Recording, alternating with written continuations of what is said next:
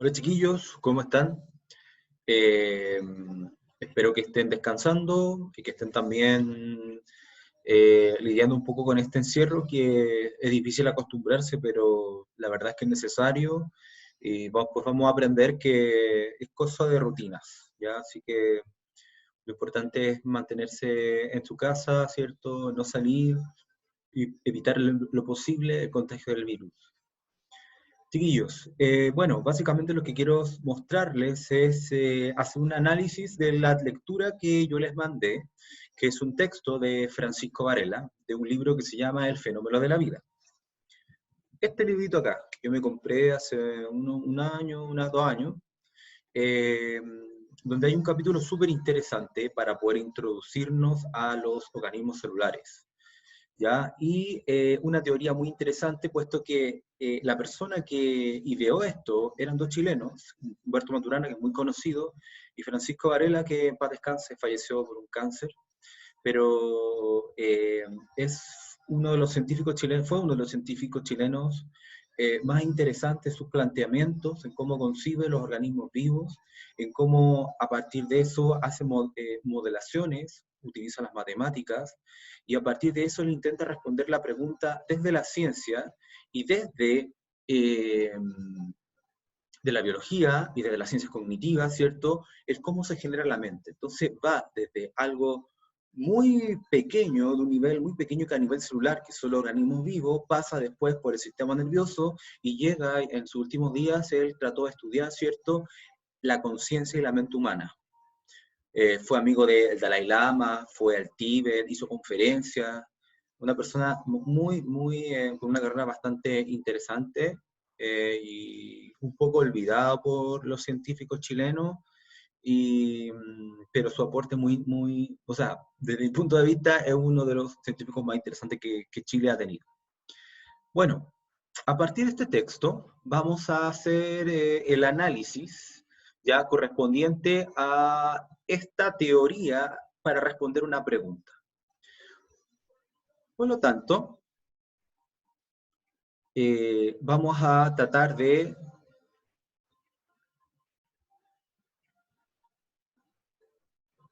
¿cierto?, de abordar la primera unidad, que habla acerca de el establecimiento, ¿cierto?, de este fenómeno de la vida o de la comprensión de este fenómeno de la vida, puesto que la vida es un fenómeno, es algo que sucede, pero es súper difícil de establecer. Hubo un debate por muchísimos años y estas dos personas, estos dos científicos, ¿cierto?, pudieron establecer en base a una teoría que salió de las fronteras, que fue súper alabada a nivel internacional, una forma de poder concebir sobre todo las organizaciones celulares. Entonces, tenemos, ¿cierto?, a Francisco Varela con Humberto Maturana, que se plantean la pregunta, ¿qué es la vida? Entonces, en este primer capítulo, ¿cierto?, cuando se plantea esa pregunta, lo hace desde un punto de vista bien particular, puesto que tenemos, ¿cierto?, un extraterrestre que viene por un tiempo a la Tierra, ¿ya?, y no tiene los instrumentos para hacer grandes análisis bioquímicos o grandes observaciones mediante microscopios, y él se encuentra con un granjero. Este granjero, ¿cierto?, que vive en la Tierra, que supuestamente conoce y es capaz de definir lo vivo, ¿cierto?, trata de explicarle en una conversación, en un planteamiento súper analítico, súper reflexivo en torno a cuáles son los criterios que vamos a utilizar para establecer cuándo algo está vivo y cuándo algo está no.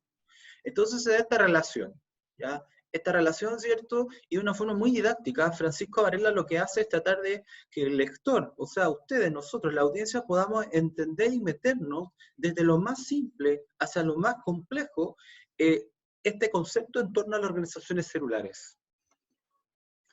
Entonces, aquí tenemos una primera tabla que aparece en la lectura, donde tenemos elementos vivos, elementos no vivos, hombre, árbol, gusano, mula, mosquito, coral, y en el otro lado tenemos radio, automóvil, computador, robot, luna, marea. Entonces, básicamente lo que tenemos que tratar de hacer es establecer criterios, y esa es la discusión. Bueno, los organismos vivos se mueven. Bueno, también hay elementos no vivos que se mueven, pero no están vivos. Ah, bueno, entonces los organismos vivos responden a estímulos. Hay elementos no vivos que también responden a estímulos. Entonces el otro, después el granjero le dice, bueno, lo que se reproduzca está vivo. Bueno, hay organismos vivos, como las mulas, que no se pueden reproducir, no pueden tener ascendencia fértil, y además tenemos esta limitante de que él va a estar por poco tiempo en la Tierra.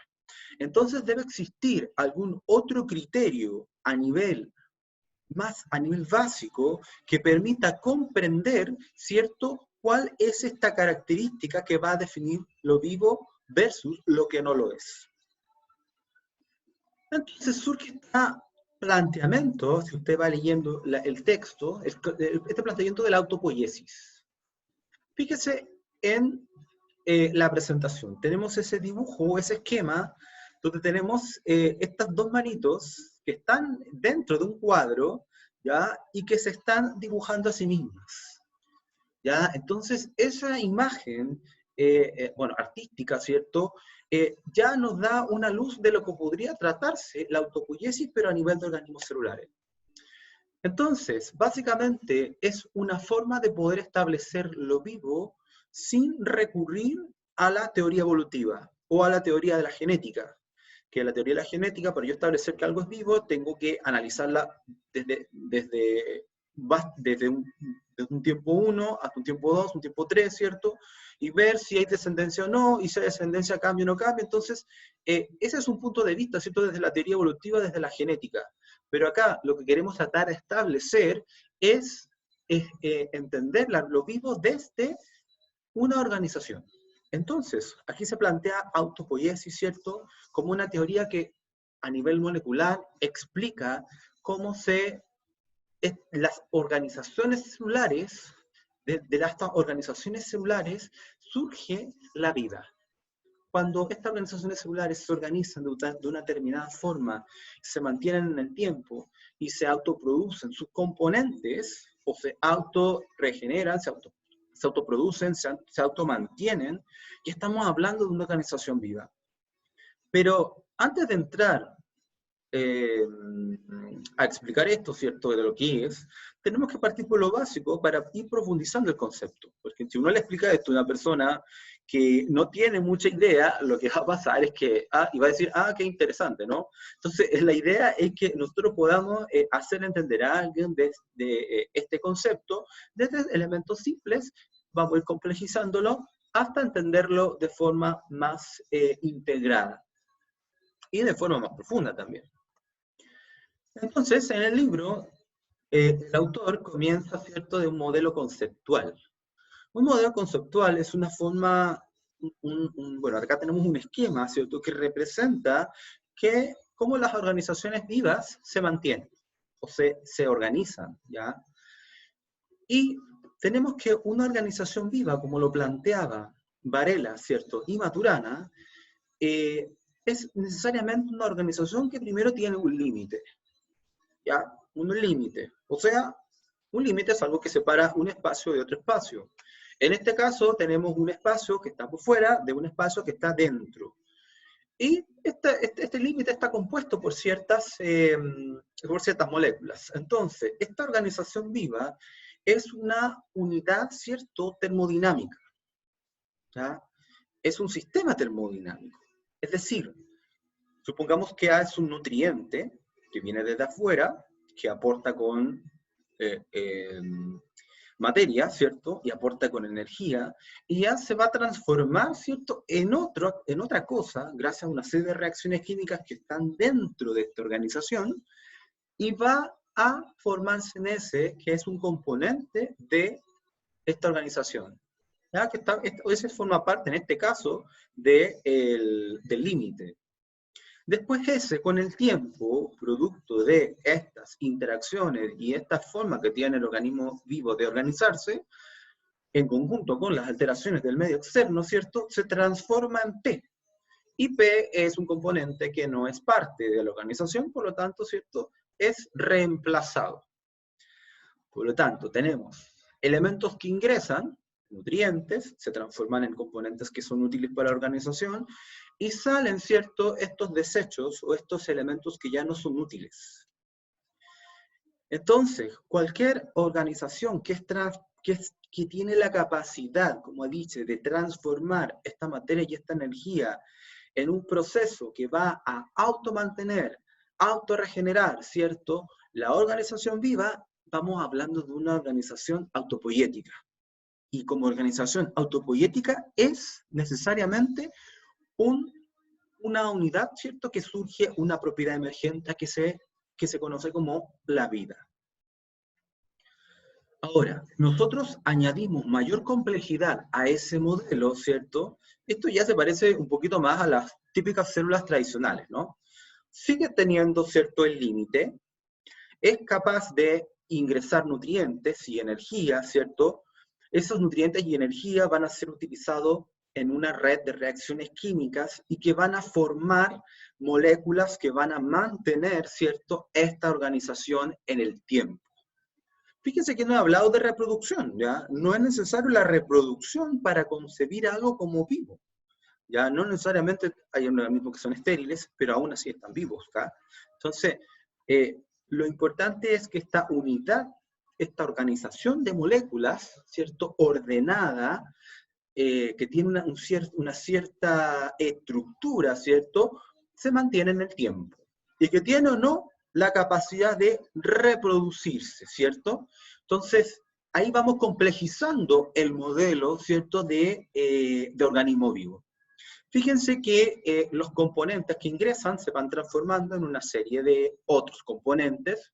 Obviamente aquí nosotros sabemos que ya estudiamos que existen las enzimas que catalizan las reacciones para formar, ¿cierto?, más componentes. Y además, bueno, aquí está presente, por ejemplo, el DNA, el ARN, ¿cierto?, los ácidos nucleicos que conservan información para poder armar todas estas moléculas. Mientras más complejo es esta organización, ¿cierto?, se va a requerir de ciertos elementos para mantenerla. Pero sigue conservando la misma estructura, ¿ya? Ahora, ¿cuáles son esos tres elementos? El límite, ¿cierto? Lo que separa de lo que está dentro de lo que está fuera, ¿ya? Lo que está dentro de sí mismo versus lo que no está dentro, lo que está fuera, ¿cierto? El no sí mismo, como lo plantea acá. Tenemos esta red metabólica, ya podemos moldear, ¿cierto? Y utilizar ciertos componentes que vienen de fuera para producir material, moléculas, y hay una interacción, ¿cierto? Una interacción constante entre el medio externo y el medio interno que le permite la mantención, autorregeneración, ya, autoproducción a este modelo de organización biológico. Acá tenemos otra imagen, ¿cierto?, que también aparece en el libro para explicar y profundizar y hacer entender al lector y hacerle entender a una persona común y tradicional y corriente, ¿cierto?, que tenemos un sistema que está confinado porque hay un límite, ¿cierto?, que mantiene una organización interna. Imagínate si yo saco ese límite, todo lo que está dentro ya no se va a poder organizar, ya, entonces desaparece la organización. Entonces, lo importante acá es la palabra organización. Eso es importante. Lo otro es la palabra y el concepto de límite, ¿ya?, para mantener la organización. Luego, dentro de esta organización está la red metabólica, que producen ciertos componentes moleculares, y usted ya conoce las componentes moleculares que tiene un organismo vivo. Son 4, acuérdense: ácidos nucleicos, lípidos, carbohidratos, y las importantísimas proteínas, ¿cierto? Las proteínas que son multifuncionales y que actúan también de catalizadores como son las enzimas. ¿Ya? Entonces, entra nutrientes, energía, salen, ¿cierto?, los desechos, los productos desechos y el material que ya no es útil para esta organización. Ahora, vamos complejizando aún más este modelo. Ya volvemos a un modelo anterior, pero aquí ya incorporamos los tres elementos que debe tener un sistema autopoiético, es decir, un sistema vivo. Un límite, ya llamémosle membrana, podría ser una membrana, ¿ya?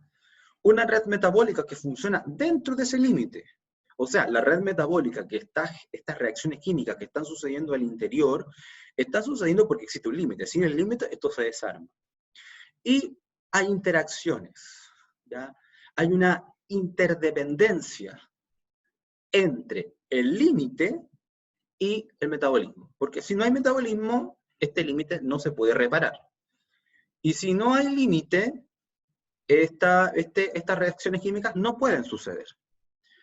Ahora, fíjense, aquí tenemos unas pequeñas ecuaciones, no se asusten, ¿ya? Las ecuaciones nos permiten conceptualizar y simplificar un proceso en algo más simple. Entonces tenemos VG, VGen y VDEC.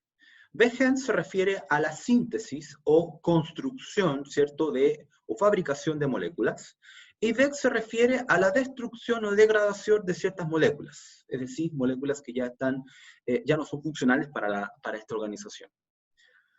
Si nosotros vemos más abajo, donde dice sí, VGen igual VDEC, dice la palabrita homeostasis. ¿Qué era la homeostasis? Lo vimos en sistema nervioso y lo vimos también en sistema endocrino. Este equilibrio, ¿cierto? Si la velocidad con que se generan moléculas nuevas es igual a la velocidad con que se destruyen moléculas, es decir, el organismo, la organización viva se mantiene en un estado de homeostasis, en un equilibrio. Ahora, si la velocidad de síntesis ¿ya?, de esta organización es mayor, ¿cierto?, a la velocidad con que se degradan o destruyen ciertas moléculas, se están construyendo más moléculas de la necesaria, por lo tanto podemos inferir que ocurre crecimiento, ¿ya? Aumenta de tamaño. Y por otro lado, si la velocidad de síntesis ¿ya?, es menor a la velocidad de destrucción de las moléculas, vamos a ver aquí que existe un decaimiento, o sea, se están destruyendo más moléculas de las que se están reparando, probablemente, quizás, puede hacer que este organismo no pueda mantener su organización, y si no puede mantener su organización, probablemente muera, ¿ya? Entonces, aparece un último cuadrito que me parece muy interesante de analizar, y hay algunos elementos súper contingentes, donde tenemos distintos objetos de estudio. Y fíjense cuál aparece primero. Algo nunca antes escuchado durante esta semana. El virus. ¿Ya? ¿Pero qué es un virus? Bueno, básicamente un virus es una organización. Si usted observa en esa imagen, lo que vemos en rojo al interior corresponde a su material genético, que puede ser ADN o puede ser ARN. Y fuera tenemos una cápside o estructura o envoltura que cubre y protege ese DNA, que generalmente está formado por fosfolípidos y proteínas. O sea, aquí vemos que hay un límite, ¿cierto? Hay un límite que separa lo que está dentro, que es básicamente material genético, bueno, pueden haber otros elementos más, dependiendo del virus, y un límite. Podríamos decir que está vivo. Pero fíjense en el criterio 2, la red metabólica. ¿Por qué los virus necesariamente nos tienen que infectar? ¿Por qué siempre nos infectan? ¿Por qué aparecen o por qué se comportan de esa forma? Bueno, porque los virus se pueden reproducir, tienen ADN, y el ADN conserva genes, características que pueden ser traspasadas a la siguiente generación, pero ese material genético, para ser construido, necesitamos de una red metabólica, una serie de reacciones químicas que permitan formar más moléculas. El virus no lo tiene, y por lo tanto, para poder sobrevivir y entrar a las células, debe ingresar desde la membrana celular y incorporar su material genético a nuestras células. Y cuando nuestras células se dividen, ya utiliza toda esa maquinaria para producir más copias del virus. El criterio 2 no lo cumple, por lo tanto, ya no es una unidad autopoyética. Y el criterio 3 de interdependencia, es decir, como no tiene una red metabólica, en realidad no es que dependa del límite, ¿ya? Porque él tiene límite. Pero como no cumple con la red metabólica, solo cumple con el límite, no existe esta independencia entre el metabolismo interno y la membrana. Por lo tanto, podríamos decir que no tiene una organización viva desde el punto de vista autopoyético. Aunque los virus no son organizaciones celulares, dependen de organizaciones celulares. Y algunos los consideran organismos vivos no celulares por esta característica de que se pueden reproducir. Son bastante polémicos, pero desde el punto de vista de la autopoiesis podríamos considerarlos que no lo son. Porque depende, o sea, si se extinguen todas las células del planeta, pues lo más probable es que no existan virus porque no van a poder reproducirse a expensas de estas células. El cristal es un material inerte. Las amebas son organizaciones celulares que son unicelulares, que son eucariontes, son células, por lo tanto cumplen con los 3 criterios. Y la mitocondria. Fíjense, la mitocondria, en la imagen que tengo acá, el color anaranjado representa el límite, la membrana. Lo que está azul también tiene una membrana interna. Y si ustedes no recuerdan, esta membrana interna le permite hacer un proceso que se llama respiración celular. Y es un proceso bastante eficiente, donde el cual se obtiene una gran cantidad de ATP. Ya, un proceso básicamente donde existen reacciones catabólicas para producir energía. Ahora, ¿esta organización tiene un límite? Sí. Hay un metabolismo, hay enzimas que están dentro, que están generando unas reacciones. Sí. Pero fíjate que no existe esta interdependencia. O sea, ¿por qué? Porque la mitocondria, si usted la saca de la célula y la coloca solita, ¿sí?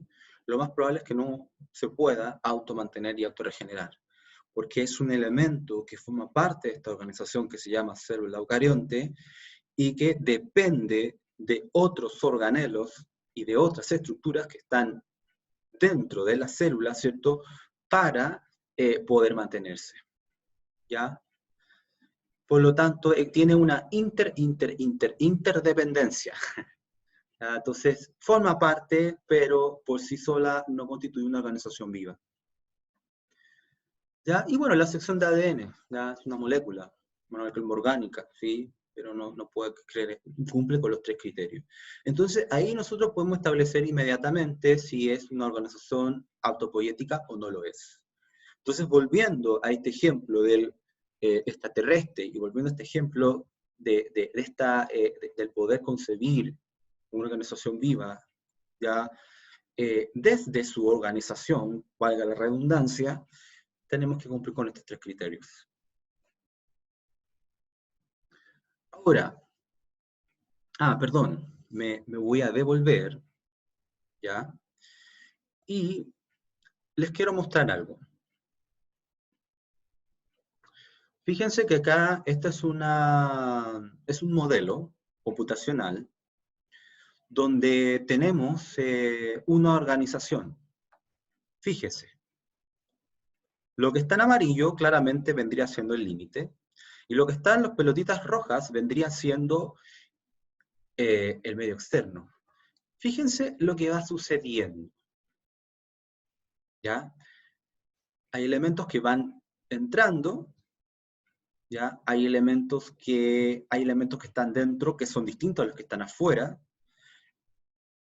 Hay una serie de movimientos moleculares que están sucediendo al interior de este modelo computacional, y vemos que algo está sucediendo, o sea, se está manteniendo la organización, no se está desarmando, se mantiene el componente interno, el medio interno, diferente con respecto al medio externo.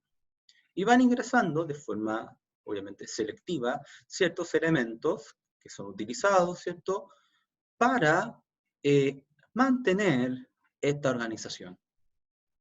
Ya nosotros podemos hacer modelamientos matemáticos de ciertos fenómenos, y que si colocas ciertas condiciones, ¿ya?, a un ambiente, se pueden eventualmente formar organizaciones similares a células, muy, muy simples claramente.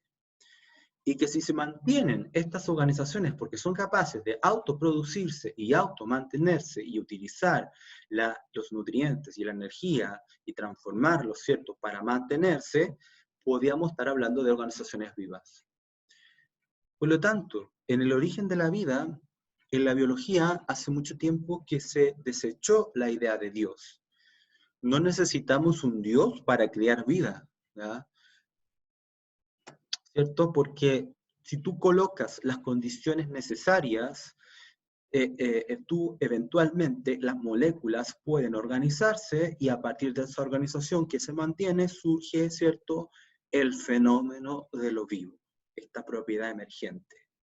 Muy simple, puesto que estamos explicando el origen de la vida a nivel celular, pero sabemos que toda la vida inició en organizaciones pequeñas, que se fueron complejizando, que se fueron estructurando, hasta formar organizaciones multicelulares, ¿cierto?, como nosotros.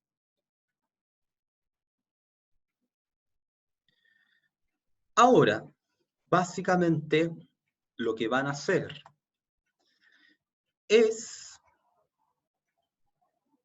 tratar de explicar este modelo, que es el modelo de autopoiesis, que permite describir una organización viva desde su organización, o sea, desde su constitución y de sus relaciones con estas tres características, el límite, la red metabólica y la interdependencia entre el límite y esta red metabólica, van a tratar de hacer que este conocimiento y esta pregunta, que mucha gente se hace, que es un poco compleja de responder, ¿cierto? Y un poco compleja también de explicar, sea traducida de un lenguaje científico complejo a un lenguaje más popular, de tal forma que todas las personas puedan entenderlo. Para eso vamos a utilizar un elemento gráfico que se llama infografía. La infografía es un elemento, bueno, que se utiliza para publicitar, ¿cierto? Dar a conocer de forma gráfica a través de elementos visuales como algunos dibujos, ¿cierto? Algunos gráficos, colores, ¿ya? Y combinándolo con texto, datos también, una forma simple de dar a conocer esta información a cualquier persona ya que pudiese informar. Es súper importante que el conocimiento sea democrático. Nosotros no somos expertos en todo. Y la gente que tiene un conocimiento más desarrollado, más profundo, tiene que tener la capacidad de transmitir ese conocimiento a los otros. De lo contrario, existen como pequeñas élites ya donde se acumula este conocimiento demasiado sofisticado, demasiado complejo, un lenguaje muy, muy rebuscado, y queda allí y nunca baja, ¿cierto?, a las personas para que lo puedan utilizar para comprender de forma más amplia los ciertos fenómenos. Yo estoy seguro que si la gente hoy en día supiese qué es un virus, cómo funciona, por qué actúa de la forma que actúa, tendría mucha más conciencia de lo que está sucediendo. Y tomaría con mayor resguardo, ¿cierto? Y con mayor, de forma más acuciosa, las medidas que se están generando, ¿ya? Así que ese es el desafío para ustedes. Hay una guía que está presente en el Drive, que yo les voy a dejar en la descripción de este video, donde usted puede acceder a la presentación PPT, donde puede acceder al capítulo del libro, ¿ya? Este libro, el primer capítulo, completo, ¿ya? Y además puede acceder a una guía donde se explica de forma detallada cómo usted tiene que realizar la infografía. La infografía lo tiene que hacer de forma digital. Ya tenemos que utilizar y aprender a utilizar los recursos digitales que tenemos, porque todo hoy en día está mediatizado a través de las redes sociales. Es el elemento más potente que tenemos. Pero a ese elemento potente, a todas las informaciones que hay en la red, hay que entregar información de calidad, conocimiento de calidad, y para eso se requiere estudio y se requiere un poquito de creatividad, que yo sé que ustedes la tienen de forma desbordante. Así que se pongan a trabajar, ojalá se pongan a trabajar ya pronto. la próxima semana me tienen que entregar un resumen, porque usted tiene que entender bien, bien esto, ya, con muy claro, para poder hacer una infografía.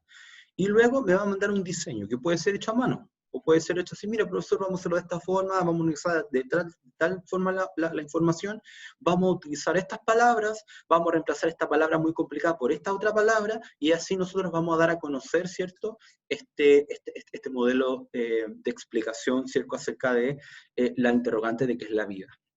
Pueden, si quieren, incluir una imagen de Varela, de Maturana, que son los creadores de esta teoría, y explicar, ¿cierto?, hay más información en la red sobre cómo llegaron a esa teoría. Esa palabrita que utilizaron en autopoiesis es nueva, es una palabra que es un neologismo, es una palabrita creada por ellos mismos para poder darle poder agarrar esto que descubrieron y darle un nombre y poder explicarlo. Bueno, eso es todo, chicos. Vamos después a seguir trabajando. Vamos a trabajar con proyectos, vamos a trabajar con guías de trabajo. Así que les recomiendo que armen su grupo, que pueden usar plataformas como el Zoom, plataformas como, no sé, Telegram o las videoconferencias de distintas aplicaciones para que ustedes puedan ir armando, ¿cierto? Y trabajando en esto. Nos vemos y nada, pues a mantener la precaución y que si eso sucede así, si nosotros tratamos de evitar la curva de expansión del virus,